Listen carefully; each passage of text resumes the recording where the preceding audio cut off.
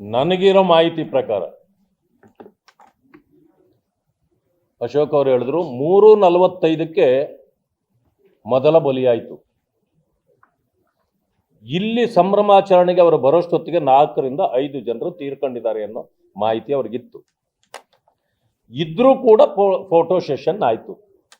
ರಾತ್ರಿ ಈ ಕಡೆ ಹೋಗುವಾಗ ನೋಡಿದೆ ನಾನು, ಬೆಳಗ್ಗೆ ಕಲೆಕ್ಟ್ ಆಗಿರಬೇಕು 1 ಲೋಡ್ಗಿಂತ ಅಥವಾ 2 ಲೋಡ್ ಚಪ್ಪಲಿ ಇತ್ತು ಇಲ್ಲಿ ರಾತ್ರಿ. ಮರಗಳಲ್ಲಿ ಹತ್ತಿ ಕುಳಿತು ನೋಡ್ತಿದ್ರು, ತಡೆದ್ರಿ. ಕೋರ್ಟಿನ ಮೇಲೆ ಜನ ನಿಂತಿದ್ರು, ತಡೆದ್ರಿ. ವಿಧಾನಸೌಧದ ಎಲ್ಲ ಕಡೆಯಲ್ಲೂ ತುಂಬಿದ್ರು, ತಡೆದ್ರಿ. ಆಗ್ಲಿಲ್ಲ ನಿಮ್ಮಿಂದ. ಆದ್ರೆ ನನಗಿರ್ತಕ್ಕಂಥ ಮಾಹಿತಿಯನ್ನ ಒಂದು ಹೇಳಲಿಕ್ಕೆ ಬಯಸ್ತೇನೆ ತಮಗೆ. 3:45ಕ್ಕೆ ಆದ್ಮೇಲೂ ನೀವು ಸಂಭ್ರಮಾಚರಣೆ ಮಾಡಿದ್ರಿ, ವಿಧಾನಸೌಧದಲ್ಲಿ ಮಾಡ್ತೀರಿ. ವಿರೋಧ ಪಕ್ಷದ ನಾಯಕರು ಯಾರಿಗೂ ಕೂಡ ಅದು ಗೊತ್ತೇ ಇಲ್ಲ. ನಮ್ಮನ್ನು ಯಾರೂ ಕರೆದಿಲ್ಲ, ಅದು ಬೇರೆ ವಿಷಯ. ನೀವು ನಮ್ಮನ್ನು ಕರೆದ್ರು ನಾವು ನಿಮ್ಮಂಥ ಅನಿಷ್ಟ ವ್ಯವಹಾರದಲ್ಲಿ ನಾವು ಭಾಗಿಯಾಗಲ್ಲ, ಅದು ಬೇರೆ. ನೀವೆಲ್ಲೋಗಿದ್ರಿ? ಇಷ್ಟೆಲ್ಲ ಆದ್ಮೇಲೂ ಕೂಡ ಜನಾರ್ದನ್ ಹೋಟೆಲಲ್ಲಿ ಹೋಗಿ ದೋಸೆ ಬಾದಾಮಿ ಹಲ್ವಾ ತಿನ್ನಕ್ಕೆ ಹೋಗ್ತೀರಿ, ನಿಮಗೆ ನಾಚಿಕೆ ಆಗಲ್ವಾ? ಇದು ನನಗೆ ಮಾಹಿತಿ ಇದೆ. ಟ್ರಾಫಿಕ್ ಅಲ್ಲ ಪ್ರಶ್ನೆ, ಇವರು ಬಾದಾಮಿ ಹಲ್ವಾ ಇದು ಪ್ರಶ್ನೆ ಇದ್ದಿದ್ದು. ಇಷ್ಟಾದ ಮೇಲೂ ಅದು ಮಾಡ್ತೀರಿ. ಅದು ಏನೋ ಗಾದೆ ಹೇಳ್ತಾರಲ್ಲ, ಅರಮನೆಗೆ ಪ್ಯಾಲೇಸ್ಗೆ ಬೆಂಕಿ ಬಿದ್ರೂ ಮಹಾರಾಜ ಪಿಟಿಎಲ್ ಬಾರಿಸ್ತಿದ್ನಂತೆ ರೋಮ್ಗೆ. ರೋಮ್ ಆಯ್ತಾ? ಇದು ಇವರ ಯೋಗ್ಯತೆ. ಇಲ್ಲಿ ಏನಂತಂದ್ರೆ, ಸೂತಕದ ಮನೆಯಲ್ಲಿ ಮ್ಯಾನ್ ಆಫ್ ದಿ ಮ್ಯಾಚ್ ಯಾರು ಅಂತ ಪ್ರಶ್ನೆ. ಇವರು ಮ್ಯಾನ್ ಆಫ್ ದಿ ಮ್ಯಾಚ್ ಯಾರೋ ಗೆದ್ದಿದ್ದಕ್ಕೆ ಇವರು ಮ್ಯಾನ್ ಆಫ್ ದಿ ಮ್ಯಾಚ್ ಯಾರು ನಾನು ಇದರಲ್ಲಿ ಅನ್ನೋದು ಇವರ ಮುಖ್ಯಮಂತ್ರಿಗಳು ಹೇಳ್ತಾರೆ. ನನಗೂ ಫ್ರೀ ನಿನಗೂ ಫ್ರೀ ಅಂತಿದ್ರಲ್ಲ, ಹಂಗೆ ಇದೂ ಫ್ರೀ, ಎಲ್ಲ ಬರ್ರಿ ಅಂತ ಕರೆದಿದ್ರಿ. ವ್ಯವಸ್ಥೆ ಯಾಕೆ ಮಾಡಲಿಲ್ಲ? ನನಗೆ ಪ್ರಶ್ನೆ ಇರ್ತಕ್ಕಂಥದ್ದು, ಕೆಂಪೇಗೌಡ ಇಂಟರ್ನ್ಯಾಷನಲ್ ಏರ್ಪೋರ್ಟ್ಗೆ ಬರ್ತಾರೆ ಅಂತ ಮೊದಲಿತ್ತು, ಬದಲಾಯಿಸಿದ್ದಾರು. ವಿಶೇಷ ವಿಮಾನ ಬುಕ್ ಮಾಡಿ ಅವರನ್ನ HALಗೆ ಕರ್ತಂದಿದ್ದು ಯಾರು? ಅನೇಕ ಪ್ರಶ್ನೆಗಳಿವೆ. ಇವಕ್ಕೆಲ್ಲನೂ ಸರ್ಕಾರ ಉತ್ತರ ಕೊಡಬೇಕು. ಇದರಿಂದ ಯಾರಿದ್ದಾರೆ?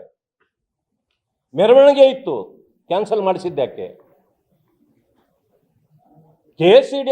KCA ಸ್ಟೇಡಿಯಂನಲ್ಲಿ ಆಗಬೇಕಾಗಿದ್ದ ಕಾರ್ಯಕ್ರಮ ನೀವು ಇಲ್ಲಿಗೆ ತರಲಿಕ್ಕೆ ನೀವ್ಯಾರು? You are not the owner of the RCB.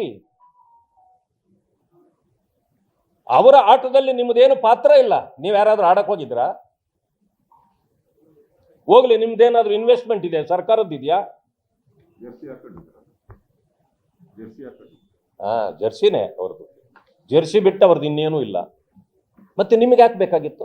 ಸಂಭ್ರಮಾಚರಣೆ ಅವ್ರು ಮಾಡಬೇಕಾಗಿದ್ದು. ಅದೇ ಎಂಥ ವಿಪರ್ಯಾಸ ರೀ. ಕ್ರಿಕೆಟ್ ಟೀಮಲ್ಲಿ 11 ಜನ ಆಡ್ತಾರೆ. ನೀವು 11 ಜನ ಆಡಿಸಿದ್ರಿ, ಇಲ್ಲಿ 11 ಜನರನ್ನ ಬಲಿ ತಗೊಂಡ್ಬಿಟ್ರಲ್ಲ. ಒಂದು ಕ್ರಿಕೆಟ್ ಟೀಮೇ ಹೊರ್ಟೋಯ್ತಲ್ರಿ ನಮ್ದು. ಬೇಕಿತ್ತ ನಿಮಗಿದು?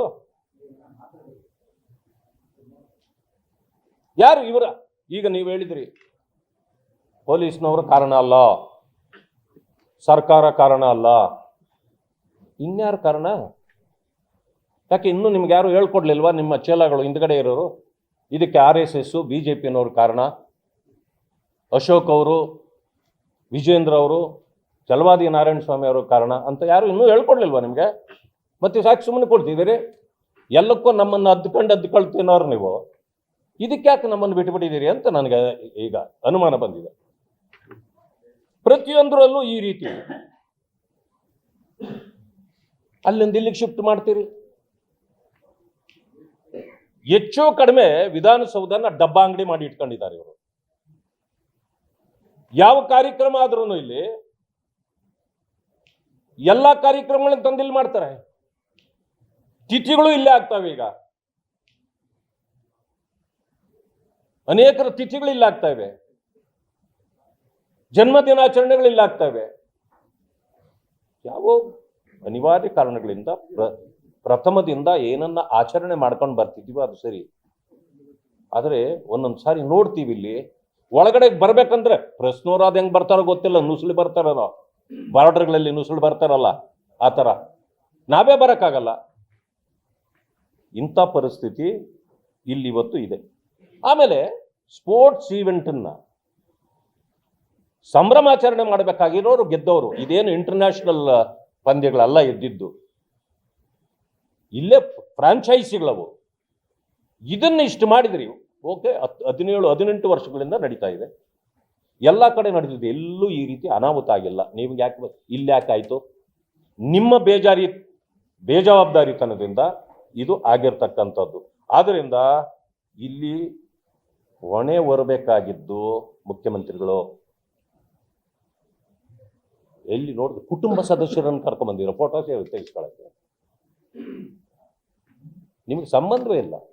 ನೀವು ತಂದು ನಿಮ್ಮ ತೆವಲಿಗಾಗಿ ಮಾಡ್ತಕ್ಕಂಥ ಕಾರ್ಯದಲ್ಲಿ 11 ಜನರು ಅಸುನೀಗಿದ್ದಾರೆ, ಹೊಣೆ ಹೊರಲಿಕ್ಕೆ ನೀವು ಸಿದ್ಧರಿಲ್ಲ. ಆಮೇಲೆ ಒಂದು ಸರಾಸರಿ ವ್ಯವಸ್ಥೆ ಮಾಡ್ಕೊಂಡಿದ್ದಾರೆ ಸರ್ಕಾರ. ಯಾರೇ ಸತ್ರು 10 ಲಕ್ಷ ರೂಪಾಯಿ ಬೀಸಾಕ್ಬಿಟ್ಟು ನಮಗೇನು ಸಂಬಂಧ ಇಲ್ಲ. 10 ಲಕ್ಷ ಕೊಟ್ಟರೆ ಒಂದು ಪ್ರಾಣ ಹೋಗಿದೆ ಅಂತ ಅರ್ಥ. ಏನಿದು ವ್ಯವಸ್ಥೆ? ಅದೇ ರೌಡಿ ಶೀಟರ್ಗಳು, ದೇಶದ್ರೋಹಿಗಳು ತಂದ್ರೆ 25 ಲಕ್ಷ. ಕೇರಳಗೂ ನಮಗೆ ಸಂಬಂಧ ಇಲ್ಲ, ಅವ್ರು ಯಾರೋ ಕೊಡ್ಬೇಕಾಗಿದ್ದು ಸತ್ತೋದವ್ರಿಗೆ.